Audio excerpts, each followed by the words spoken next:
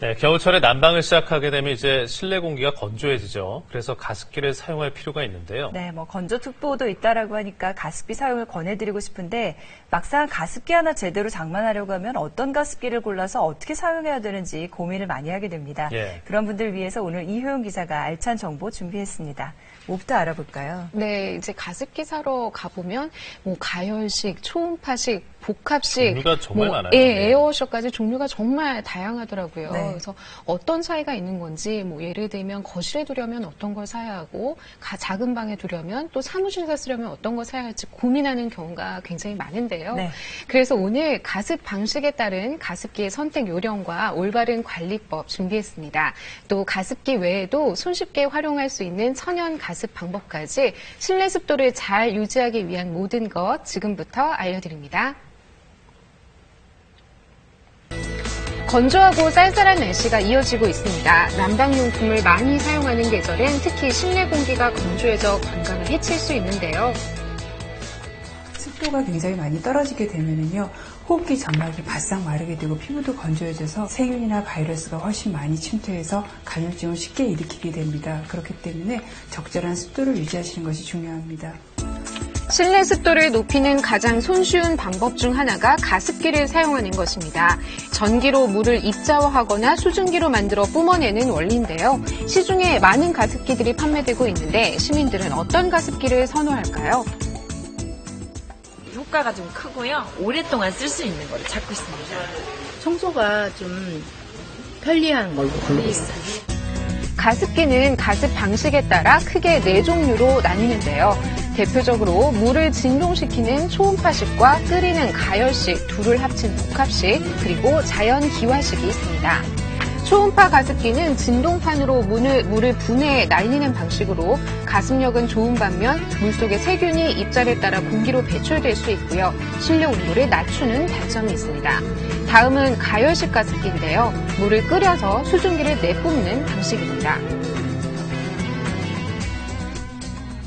살균돼서 나오기 때문에 좀 더 깨끗한 가습을 할 수 있다는 장점이 있는 반면에 이제 말 그대로 끓여서 나오기 때문에 화상의 위험이 좀 있습니다.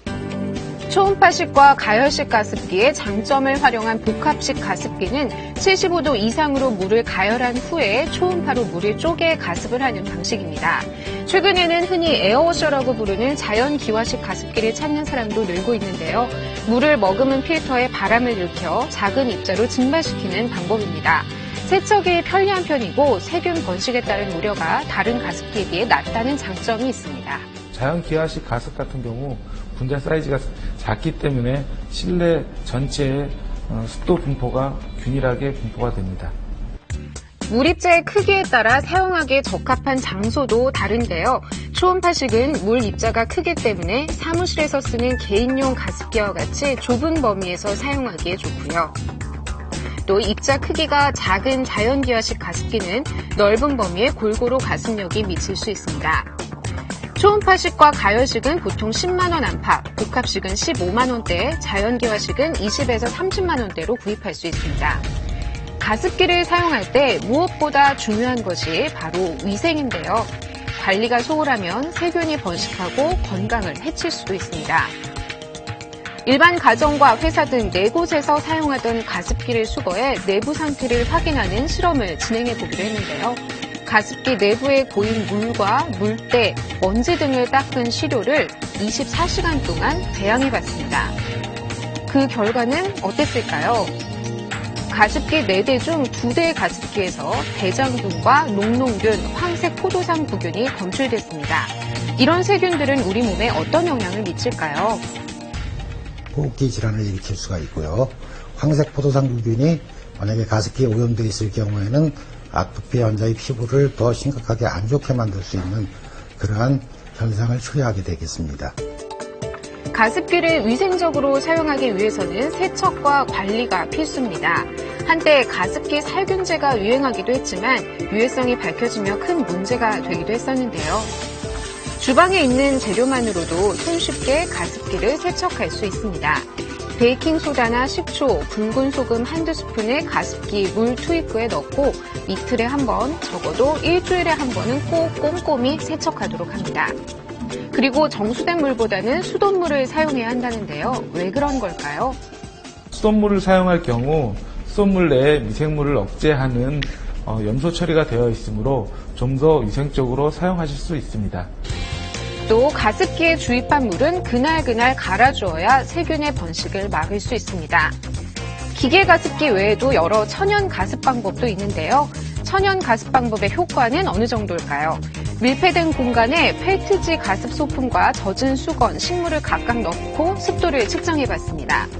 30분이 지난 후 처음 35%였던 습도가 펠트지는 40%, 수건은 56%, 식물은 38%로 증가했고 2시간 후에는 특히 식물을 넣은 공간의 습도가 눈에 띄게 식물은 높았습니다. 증산작용에 의해서 가습 효과가 나타나기 때문에 식물이 안정화되면서 가습 효과가 더 빨라지고 또한 이 증산에 의한 가습은 세균을 전혀 걱정하지 않아도 되는 천연 가습기 역할을 하게 됩니다.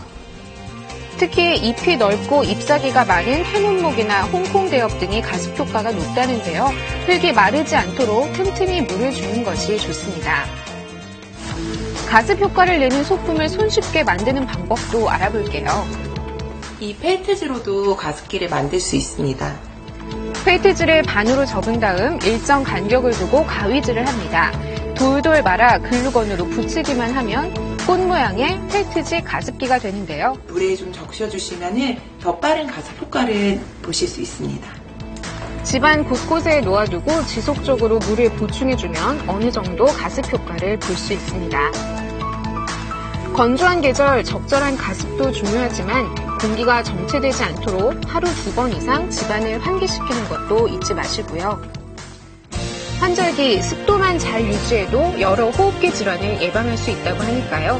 올바른 가습 방법 잘 기억하셔서 적정 습도 유지하시고 건강 지키세요.